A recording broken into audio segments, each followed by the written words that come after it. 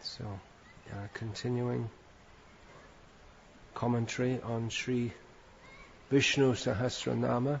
It may be questioned why we're having class on Vishnu Sahasranama instead of on Srimad Bhagavatam. But we'll find in this discussion that there's only discussion of Srimad Bhagavatam. All the conclusions of Srimad Bhagavatam point to the glories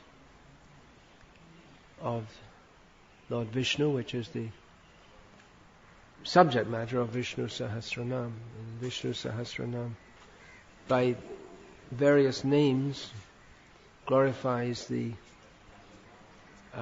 qualities, form, activities of the Supreme Personality of Godhead, as does Srimad Bhagavatam. So the next name in the second verse, Bhutatma Paramatma. So Bhutatma, has already been discussed. The next word is Paramatma, which is very simple to understand. It means the Supreme Soul.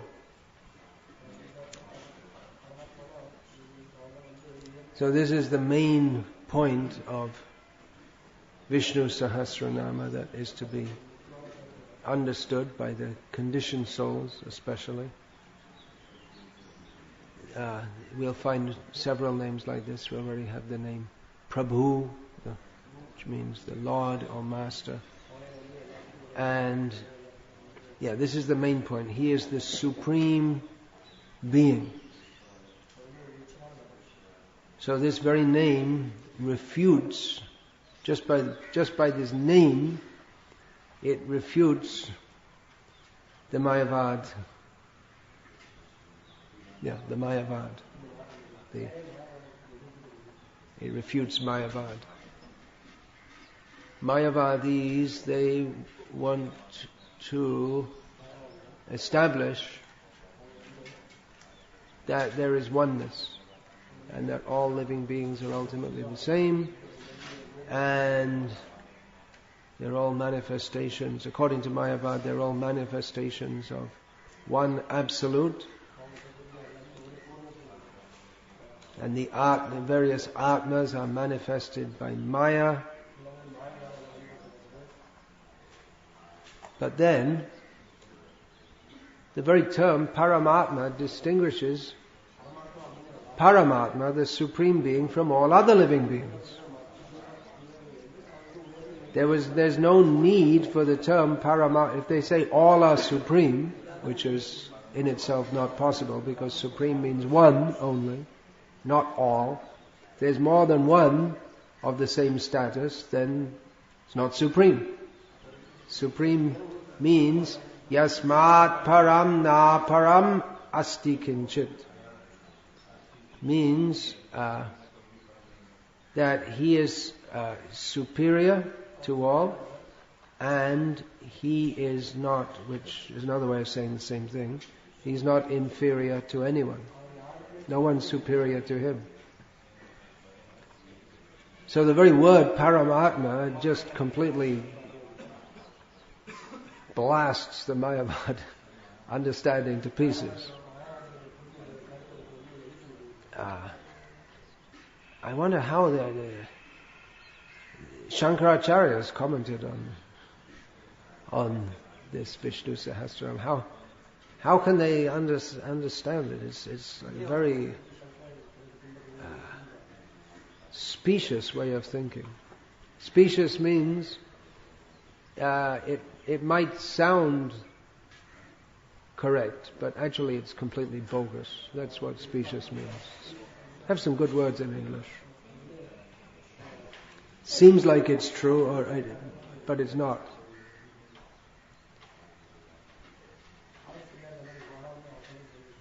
So the Mayavadis interpret that, they say, Soham, I am, he, I, literally he, I, or that I. But it doesn't work.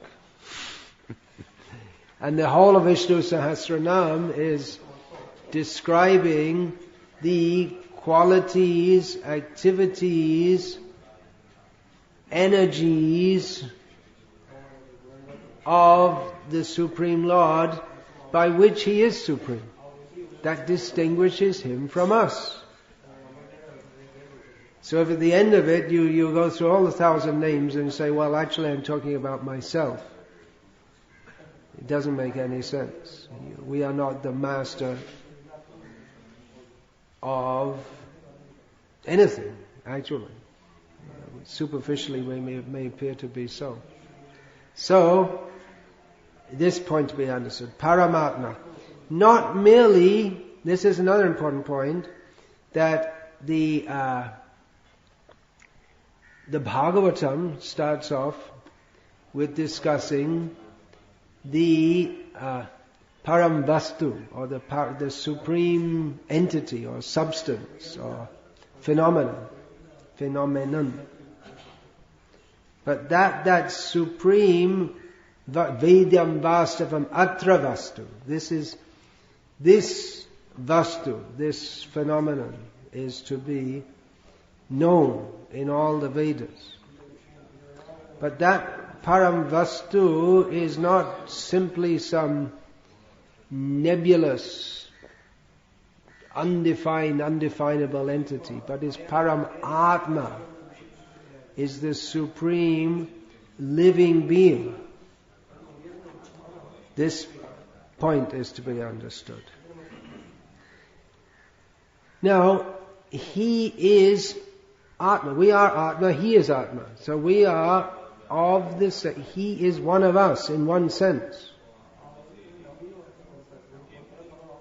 But at the same time, He's Atma, means He's a person. He has feelings, preferences, form, friends, and so on, as we do. But that He is Paramatma means that He is superior to others in all respects. This should be understood. In all respects, He is superior. He's not, it's not like something like the leader of a pack of dogs who's just a little bit, one dog is a little bit bigger and a little stronger than the other, so he becomes the leader of the pack of dogs. But that's, what is that? Bhuta Bhavya Bhavat Prabhu, that name's already given. In all three phases of time, He is the master, and in all respects, He is categorically superior to all others, and with the difference is vast. The difference in who He is and who we are, the difference is vast. But at the same time, we are the same inasmuch as we are all Atmas. So that line I quoted from the Shvetashvatara Upanishad, which Srila Prabhupada quotes in his verse, Mataf Parat, in the Gita verse, in his commentary on that, Mataf Parataram Nanyat Kinchid Asti Dhananjaya Mai Sarve Idam Protam Sutre Manigana Eva. It's the same. The Gita is the summation of all the Upanishads, and this Mataf Parataram Nanyat is a shorter way of Kinchid Asti is another way of saying that. Yasmat param na param asti kinchit, which is from Shvetashvatara Upanishad. So, this is established there in Gita. In the Shvetashvatara Upanishad, is in most of, or in all the, what are called the principal Upanishads, doesn't clearly identify, or doesn't name the person who is superior to all, but indicates him in various ways. Tamishwaranam Paramam Maheshwaram, also from Shvetashvatara Upanishad. But who is that tam? Who is that saha? Who is that person? Krishna, he states in Bhagavad Gita the same thing. Mataf paratarannanyat kinchidasti dhananjay. No one and no thing is equal to, or is superior to me, Krishna says. So, in this way, the thread of all the Upanishads, Mai sarvamedam protam sutre manigana eva, like pearls are strung on a thread. You don't see the thread. If you see a string of pearls around someone's neck, you don't see the thread, but you understand there must be a thread there, because if there wasn't a thread there, then the pearls wouldn't hang around the neck. So it's easy. So in the same way, we may not see Krishna, but we understand he's there because he maintains everything. And similarly in the Upanishads, we may not see Krishna, but he is the hidden, the pearls of the Upanishads. They're strung on what is the thread that holds them all together. They're all leading to Krishna, as the Upanishads themselves say. Amananti, what is that? Amananti. Sarve Veda Tat Padam Amananti. Means the same thing. Again, all the Vedas speak of they all declare this. And what is that? Vedaishcha Sarverahameva Vedyaha. Krishna is the object of knowledge in the Vedas. So, Krishna, the Paramatma, Vishnu, Paramatma, he's superior to all. All others are either his Shaktis or controlled by his Shaktis. But they are his Shaktis, his energies. He is the controller of all the jivas and all the Shaktis. He enters into everything. As Paramatma, he enters into everything. But nothing enters into him. Mayatatamidam sarvam jagadavyaktamurti. Jagadavyaktamurti. Matstani sarva bhutani. All living beings are within me. Nachahang te svavastitaha. But they are not in me. So in this way he's superior. He's in a different category. He's Atma, but of a different category. Nityo nityanam chaitanas chaitananam eko bahunam yo vidithati kaman. He is that among all the living beings, he is that one who maintains all the others. He is independent and all others are dependent. This is an important point to understand. He is independent. Only he is independent and all others are dependent. So that he is Atma, this point, getting back to this, means that, he's not just simply some vague, indefinable, that we our aim is to merge into that. But as a living being, even though he's so much superior to us, we can also relate with him. He eats, although he doesn't need to eat. So it's a pleasure for him to eat. So we can offer him food. He doesn't need to eat, but it's a pleasure for him to eat when the food is offered to him with love. So we can do that and establish our relationship with him. Patrang pushpang palang toyam yome bhaktya prayachati tadahang bhakti upaharitam ashnami prayatatmanaha.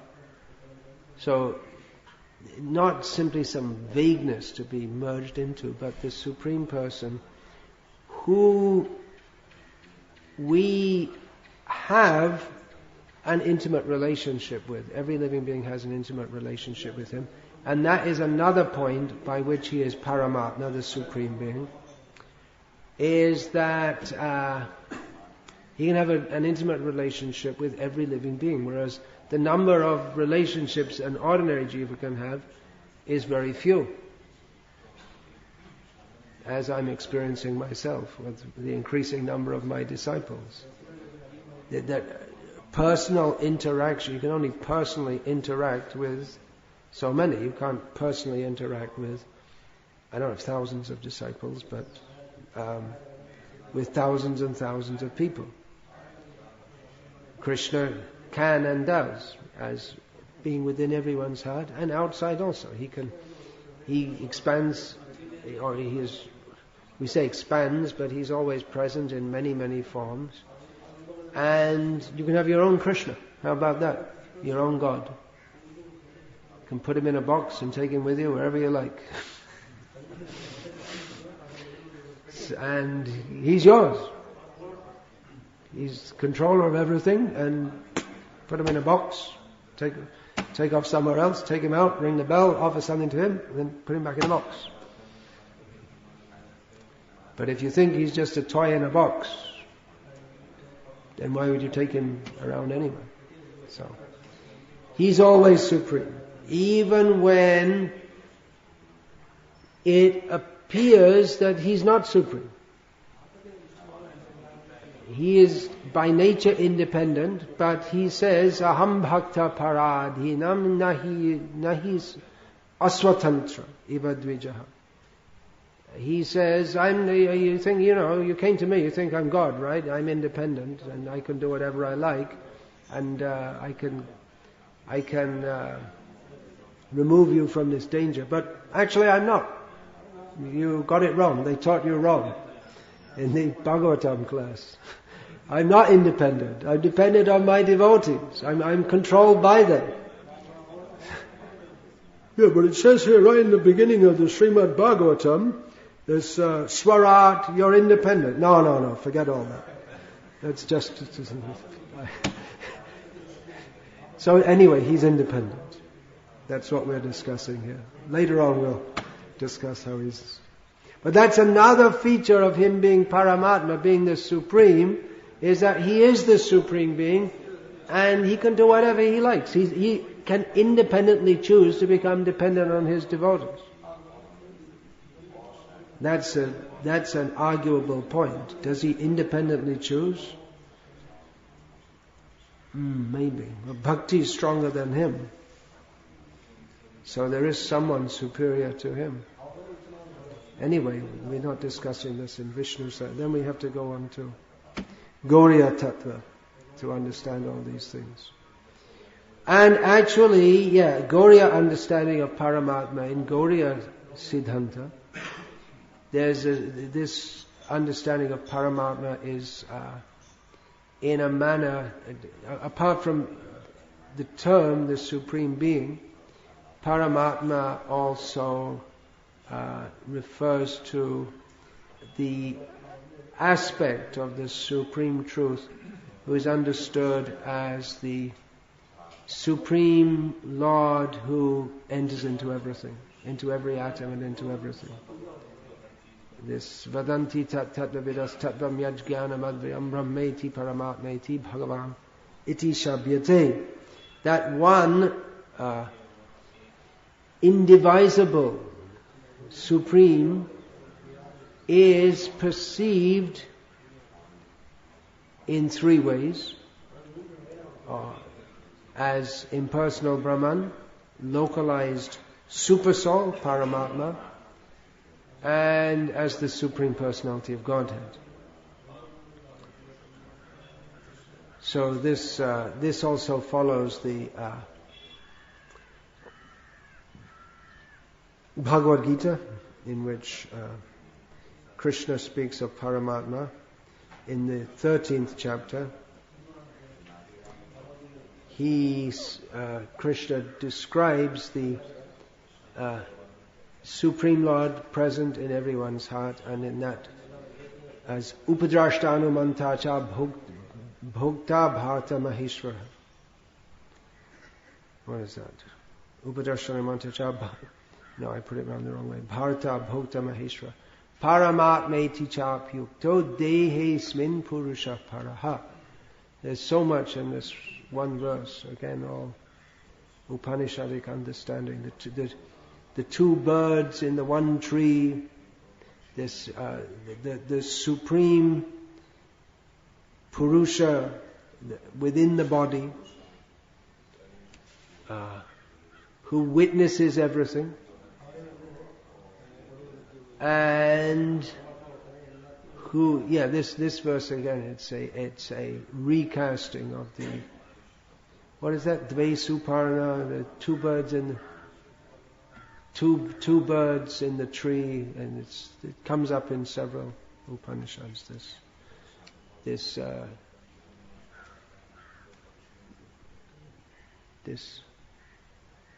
analogy of the two birds in the tree. One is observing, and while the other is eating the sweet and bitter fruits of the tree. So this very word is given, Paramatma.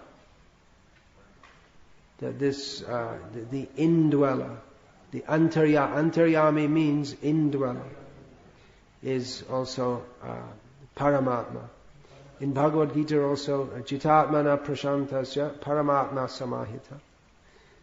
That one who has conquered himself reaches, or one who's conquered himself and who has become fully peaceful, then he has reached to the Paramatma. So the Mayavadi understanding is that you become the Paramatma, but it's a wrong understanding.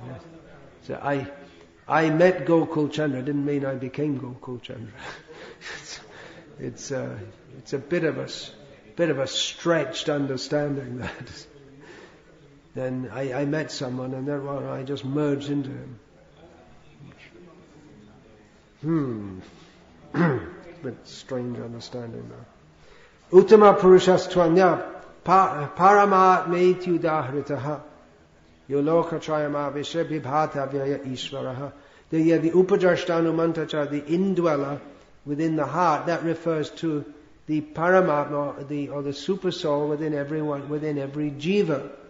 And then in the 15th chapter it is discussing the Kshara and Akshara, the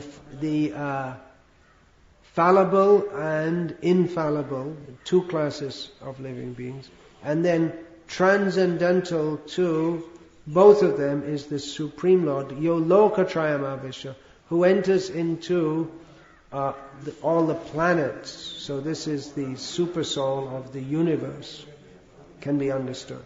The Purusha avatars, the Karadakashai Vishnu, Garbhodakshai Vishnu, Kshiradakshai Vishnu. So they're the different forms of the Paramatma who enter into all. There's also a quote, if I can find that, given here from the Vishnu Purana. Oh, where's that? Which identifies. Yes. Paramatma is Vishnu, because some people, they want to say, well, Paramatma means Shiva, but Paramatma cha sarvesham adhara parameshvaraha Vishnur nama sarva vedeshu vedanteshu chagiyate. So, who is the supreme among all living beings? Who is the supreme? Who is the support, the basis, the supreme controller, is known in all the Vedas by the name of Vishnu, and is similarly praised in the Vedanta. So that's a quote from Vishnu Purana that establishes that Paramatma is Vishnu. And of course, because this is Vishnu Sahasranama, that also establishes him as the Supreme. So this is the important point as we go through Vishnu Sahasranam, to understand that this is a description of the names, not simply of a great person, but of the greatest, who is eternally the greatest in all respects. And of course the Gauriya understanding will always lean toward not seeing that he's supreme simply in terms of, well, what are those? Of opulence. Aishvaryasya samagrasya viryasya yashasya shriyah jnana vairagya yoschaiva shandang bhaga itingana. The opulence by which Bhagavan is known as Bhagavan, who the complete wealth, power, fame, beauty, knowledge and renunciation on non-attachment.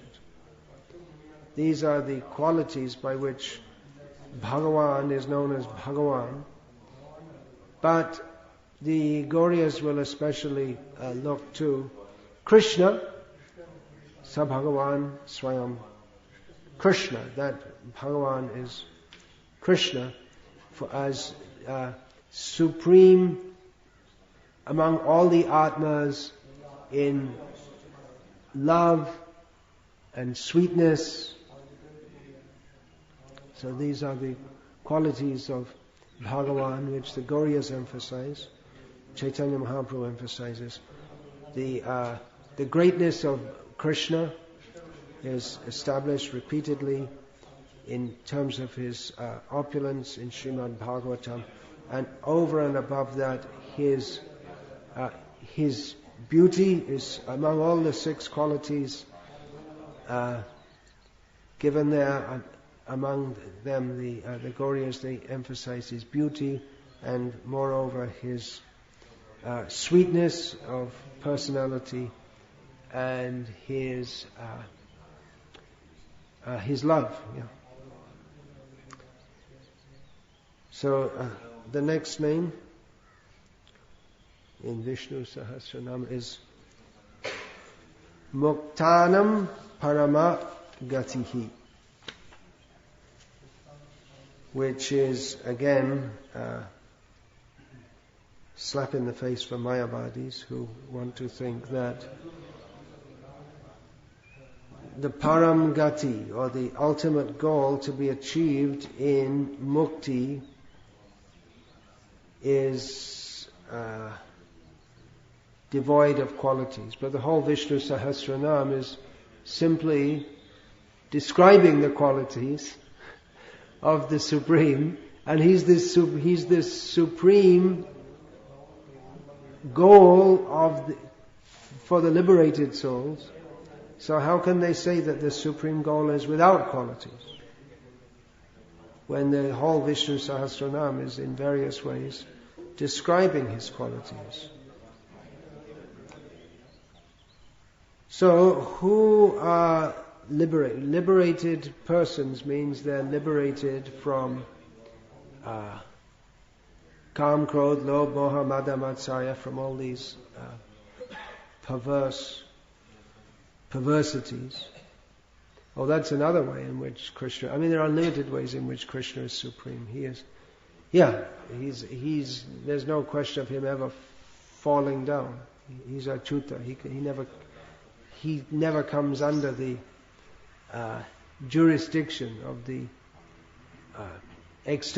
his external energy. Being the controller of all his energies, he never comes under their jurisdiction. But then again he does, of his yoga maya shakti, for the sake of enjoyment, which goes to show that enjoyment is supreme. Work is not supreme, enjoyment is supreme. Don't work, just play. That's what Krishna says. He's the original hippie.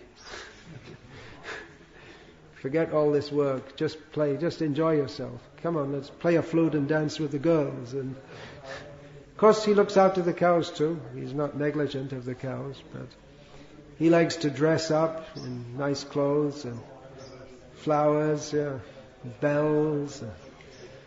So what's all this work? Let Vishnu do that. Krishna's just enjoying himself. So, the muktas, those who are released from the bondage of Maya, according to the Vaishnava definition. That means in the Sri Vaishnava and Madhva schools, there's two prominent philosophical schools.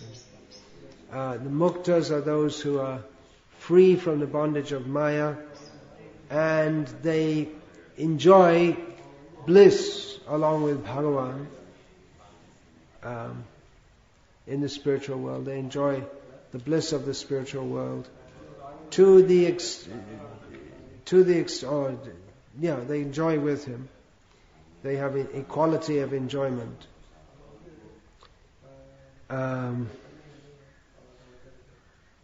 They have no material desires or wants. They, being free from material perversities, lust, greed, anger, illusion, envy, madness. They're also, the liberated souls, they're also free from hunger, thirst, lamentation, fear, greed, and all these troubles of material existence. So they have no troubles,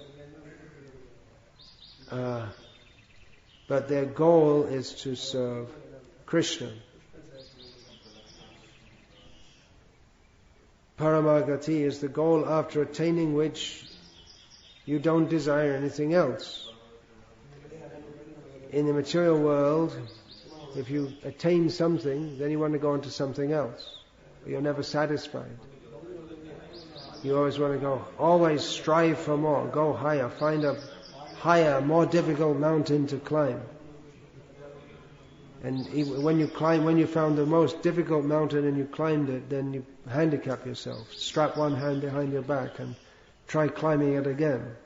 Always try for something more. But that upon reaching which one will be fully satisfied, and there is no further place to go anyway, unless you're a damn Mayavadi and they want to become God themselves. But that's impossible. So he is the supreme goal for all the liberated persons. Now, the Gauriya attitude or attitude toward or understanding of mukti is different in some ways to that of the other Vaishnava Sampradayas, because like the Mayavadis, their goal is liberation from material existence. Of course, the Vaishnavas, they define mukti in a very different way. The Mayavadis' idea of mukti is to merge into the oneness, whereas the goal of the Vaishnavas, that is to serve the Supreme Lord in Vaikuntha. And this is their understanding of the name Muktanam parama gatih, the ultimate goal of the liberated persons. However, Gauriyas, they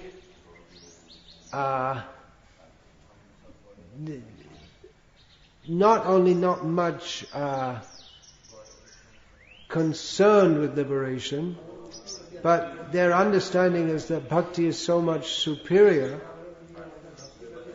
that moksha laghutakrit. They think that one of the qualities of bhakti, as defined by Rupa Goswami, is it makes this moksha, which is such a big thing. You know, go through all the Vedas and all these rituals and going up and down.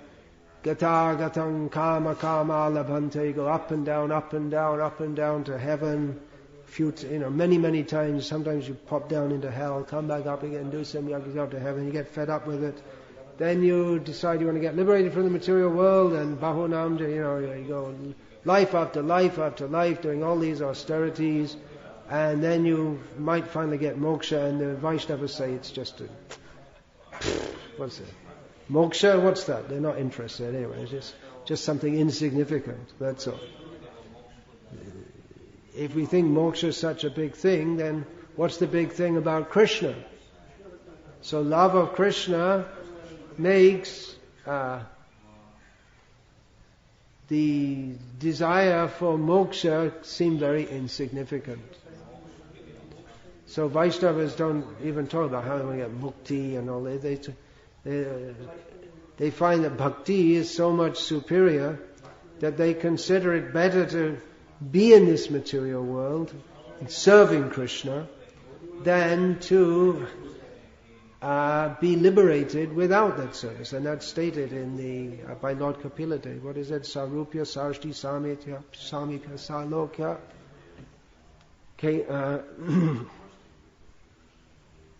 Kevalam, that word I forget. But then the next line is the important part anyway. Diyamanam nagurnanti, vinamat sevanam janaha. He says that these different kinds of muktis, residing on the same planet as me, Kapila Dev, Vishnu speaking. Salokya, residing in my personal presence, Samipya. Sarshti, achieving the same opulence as myself. Salokya, Samipya, Sarshti, having the same form as myself. Or this kind of impersonal liberation, these 5 kinds of liberation. Kapila Dev says that my devotees, even if they get the opportunity to have these, but they, without bhakti to myself, then they don't accept. They won't accept mukti without the opportunity to serve Krishna. So there are many such statements in Srimad Bhagavatam, which is why one of the many reasons that Srimad Bhagavatam is accepted as the topmost evidence of all the Vedic knowledge, and how Chaitanya Mahaprabhu and his followers, they have mined the jewels out of Srimad Bhagavatam to understand ahaitukiya pratihata. Bhakti is without any trace of any personal desire, and not, which means also it doesn't stop, and there's no circumstances in which one's bhakti, this kind of bhakti, in no circumstances in which that will be stopped, that one will stop to serve Krishna. So this is the bhakti that Chaitanya Mahaprabhu teaches. Na dhanam na janam na sundarim kavitam va jagadisha kamya mama janmani janmanishvare bhavatad bhakti rahaituki tvai. So this prayer, in this prayer, Chaitanya Mahaprabhu states that without causeless service to yourself, by causeless means not caused by any personal desire, I don't want, Chaitanya Mahaprabhu says, I don't want wealth, women, followers, anything within this material world, nor do I want liberation from this material world, unless I can have this causeless service to yourself. So this name, Muktanam parama gatih, it suggests, especially to a Gauriya, that those who are liberated without this understanding, they still have to go further. They're liberated, but they missed the point. Yenyaya ravindaksha vimukta maninas trayasta bhava davishuddha buddhaha aruhya kritrena parang padang tatapadantya dhona rita yushvadanga. Even if persons are liberated, they did it. I finally merged into the void, or not quite void, but the oneness. So even after much difficulty and austerity, rising to that point and thinking now I'm fully liberated, one still has to go further. It's not the ultimate goal. And if one thinks that is the ultimate goal and avoids serving Krishna, then you simply fall down, that's all. For lack of knowing what is the ultimate goal. So, for those who are already liberated, he's the supreme goal. But for Gauriyas, again, they don't. It's like a wrong terminology, or putting the emphasis in the wrong place. That because by bhakti one is automatically liberated from this material world, and if one actually has bhakti, then why should you be so concerned about liberation from this world anyway? What does it matter whether you're in the world or not? And if you're so much concerned with getting liberated from the material world, again it becomes a personal desire which obstructs bhakti. So that's a Gauriya perspective on this. Why the muktas? Here's the Sri Vaishnav analysis of why the muktas choose Sri Mahavishnu as their supreme goal. He does not send, number one, he does not send them back to the cycle of samsara once they reach him. Number two, he gives the enjoyment of his bliss to the muktas in abundance. He gives, let's rephrase that to put it in better English, he gives abundant enjoyment of his bliss to the muktas. He witnesses the muktas' enjoyment of him and is in turn pleased, which pleases the muktas. So, that's nice. That he, the Supreme Lord, observes that the liberated devotees are happy being with him. He becomes pleased by that, and then they become pleased by his happiness. So it goes on and on, eternally. He knows the right place for the muktas to get their eternal bliss. And he is one whose greatness never diminishes over time in spite of the constant bliss that he provides to the muktas. But for the Gauriyas, I don't think that this idea the muktas choose Mahavishnu as their supreme goal, the wording is a bit, it's not what Gauriyas would say. It's Krishna means all attractive.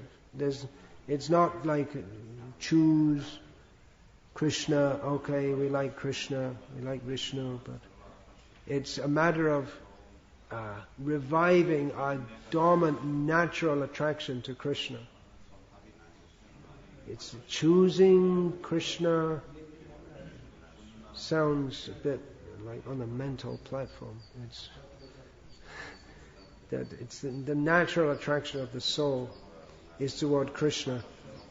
Here, that the reason for the muktas is given. Number one, why they choose Mahavishnu as their supreme goal, because he does not send them back to the cycle of samsara once they reach him. But for the Gauriyas, they'd say, well, you send me back or not,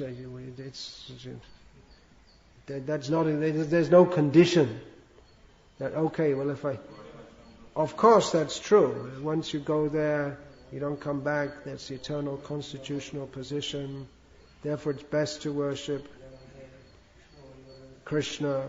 It's in our own self-interest. But for those who are actually liberated, they become liberated by stopping to think about what is my own personal benefit, and simply how we can please Krishna. And even they may not know any philosophy, but simply by thinking, how can we please Krishna? Then automatically they become liberated, because that is liberation.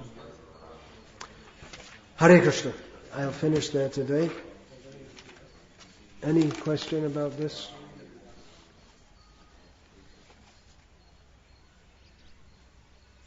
These are all straightforward points which we've all been through, we hope. Just bringing them all together under various categories suggested by the names, these various names. Yeah. Sometimes contradictory about Lord Shiva giving mukti. Yeah, he gives mukti. You go to Varanasi, and then when you die, he'll chant in your name Ram Ram, and in this way he'll give mukti.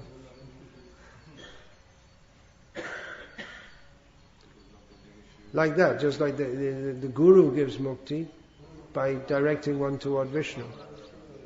He's not.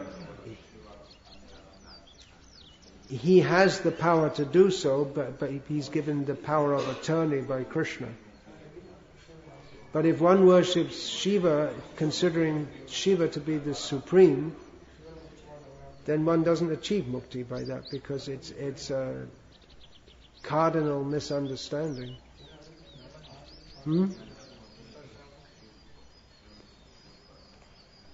In personal liberation, you might get, although a touch of Vishnu Bhakti is required even to get that. You might get that, but then again, it's incomplete and imperfect. It's like a hoax of being liberated. It's like you think, I got liberated, and to all appearances it has, but then patanti adha. You have to fall again. You're not really liberated at all.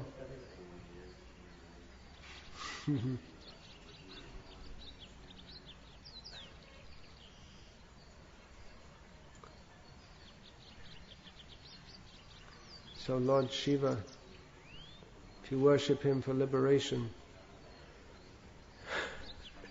you might get it, but not actual liberation. Or it might be liberation, but it's like the liberation that a cat gives to a mouse, just running and playing for a short time, and then you get caught, pulled back again. Yeah. Because what is liberation means to be situated. Mukti vanyata rupam swarupena vyavastitihi. Liberation means to be situated in one's constitutional position. And if one is not situated in one's constitutional position of service to Krishna, then you're not liberated. You might be, just like a prisoner is liberated. He's no longer in the jail. So he's liberated. It doesn't mean he's liberated from material existence. So you might be liberated from lust, greed, anger, envy, and all these things. But if you're not situated in your constitutional position, then you can't actually, in the full and complete sense, be liberated from all these perversities, and unless one becomes situated in one's constitutional position, then you have to take some position. You can't remain always indefinite. So if one doesn't come to one's constitutional position of service to Krishna, then you have to take up some other anyatarup, some other kind of form. Which again, that means that instead of thinking of mukti, the Gauriya approach is much better. You just think of how to serve Krishna. Mukti is automatically included. It's not anything you have to think about. Tuchafal, this in Chaitanya Charitamrita is described. Impersonal liberation is described as an insignificant effect of which the devotees, they don't even care for it.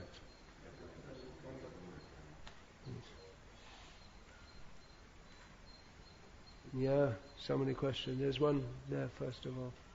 Насколько благоприятно относится свою ежедневную практику, еженедельную практику повторения Вишну Сахасранама стопы? И можно ли это делать неответно? He is asking, is it important in everyday practice, in every week practice, to chant Vishnu, names Krishna, and is it good?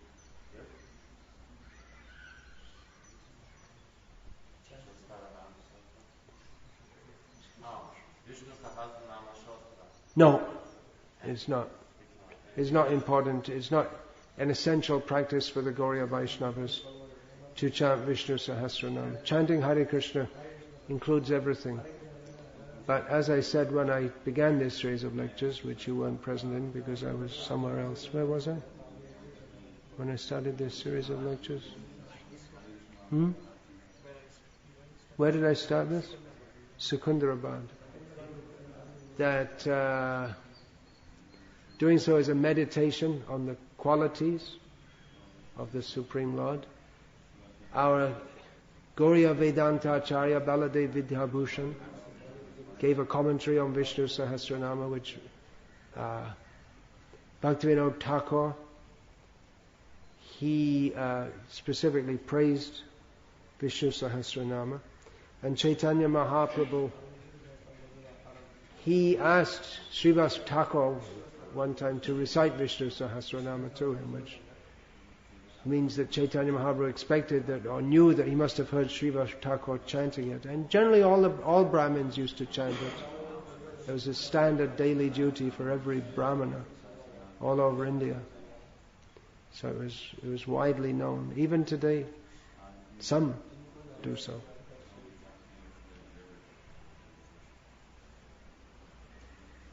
You'll find in many temples in South India, they've retired from their government service or whatever, retired Brahmanas, the Sri Vaishnavas and Smartas, they all get together and they chant Vishnu Sahasranam every evening. It's not uncommon still here in South India. So it's not a bad thing. You won't go to hell for doing so.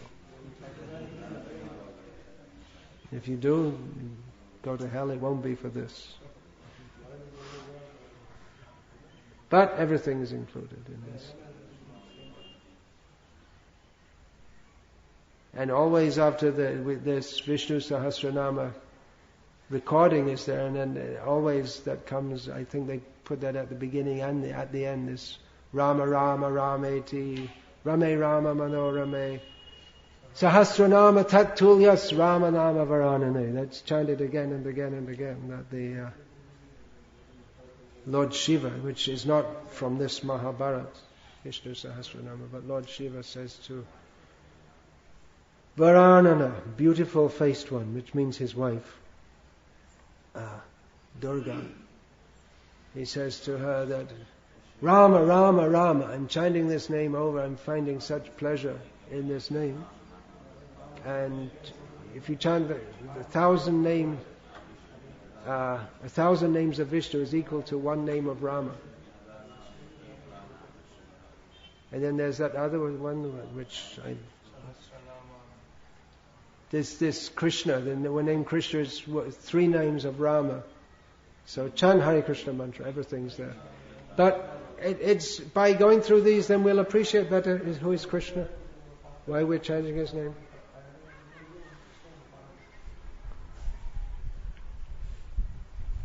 Just by we study Srimad Bhagavatam to better appreciate who is that Krishna whose name we are chanting. So like I said at the beginning of today's class, this is not different from Srimad Bhagavatam, but it's considering qualities of Krishna which are described in Srimad Bhagavatam in various categories from different perspectives of Krishna's qualities and personality. Yeah, anything else? There are a few hands up there. The devotees of Lord Shiva, like Upper Sundar, Manikavaskar, where it is said that... Important question in Tamil Nadu. Yeah, go on. By their devotion to Lord Shiva, they attain mukti. So by their devotion to Lord Shiva, they attain mukti. Yeah. to understand this? How to understand it? Well, I just said how to understand it.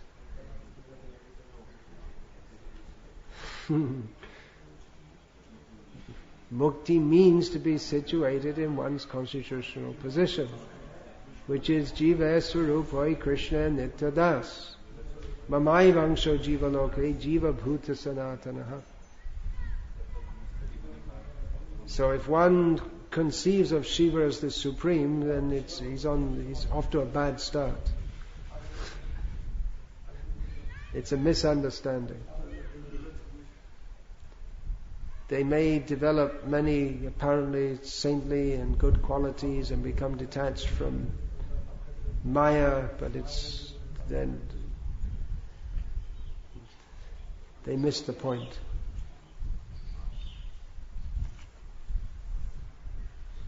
tough one for Tamils to accept this, maybe.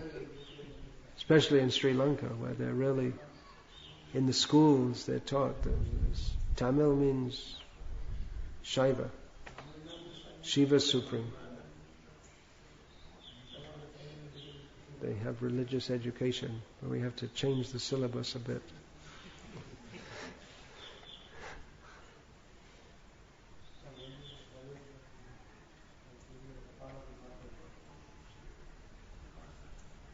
Yeah, in Tamil Nadu it's widely believed that Shiva is supreme.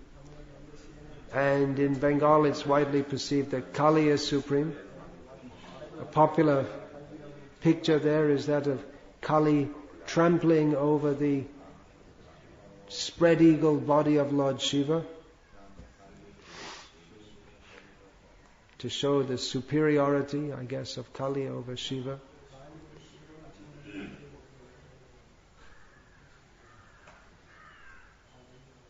And popular picture you'll find in this part of the world is that of Ram worshipping Shiva, as if by showing this picture people like to show that Shiva is constitutionally superior to Rama.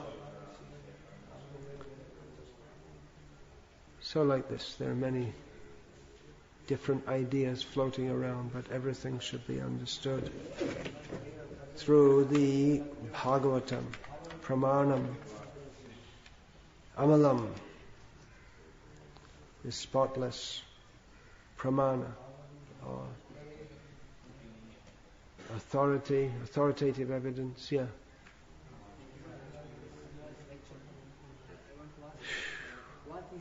I always think what I did wrong when someone says like that. I don't know, anyway. It's a formality that's come up. I guess it's a nice one. Yeah, what's the question? What we must do that we attentive chanting? What we must do? How must? What must you do? You can listen to Gokul Chandra Prabhu's Japa seminar. It's a bit off the subject. And what is more important for attentive chanting? Is more important also service? Yeah, please get his Japa seminar, which is, I haven't listened to it myself, but I've heard that it's, devotees are appreciating that. I probably should listen to it myself. But it's off topic, if you don't mind. We're talking about the understanding of the name. Abhideya comes later. You're now on Sambandha. Hare Krishna. All glories to Srila Prabhupada.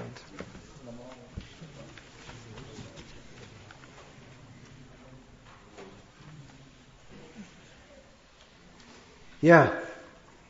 Did I say that? That's an important point. Did I make that clear? Is this still recording? Yeah, that Muktanam parama, I said that at the beginning, that this name refutes the Mayavad idea that the supreme goal is of some void. But it's a person, personal service. So again, all these names, they refute Mayavad.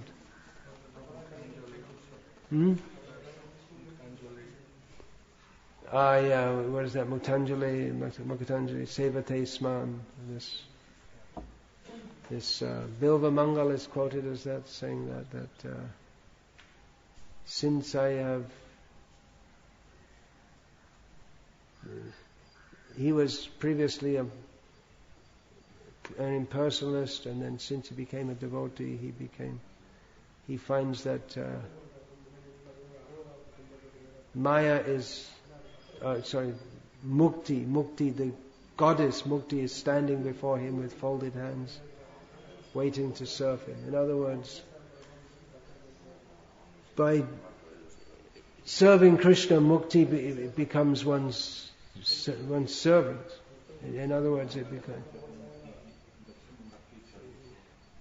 that one can choose to be in this world or not, practically, by becoming dear to Krishna. What is that verse? Mukatanjali sevate sma. That's the key words, but it's another.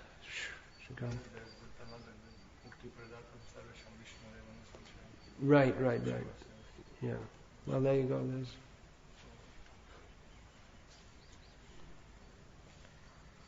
There's the answer to your... I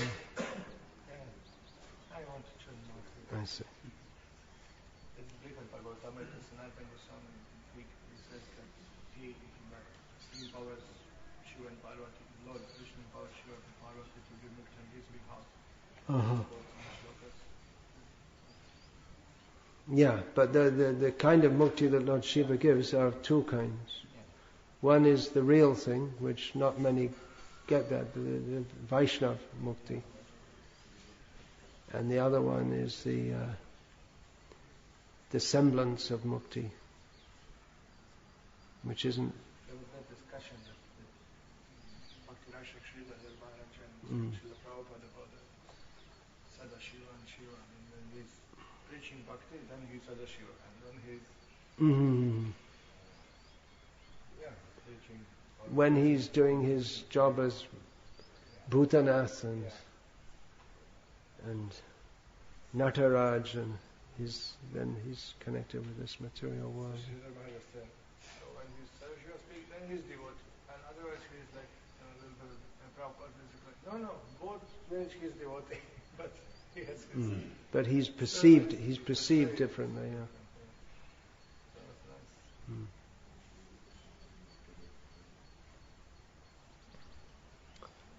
nice. Hare Krishna. All right, you can all go and take prasadam, I guess.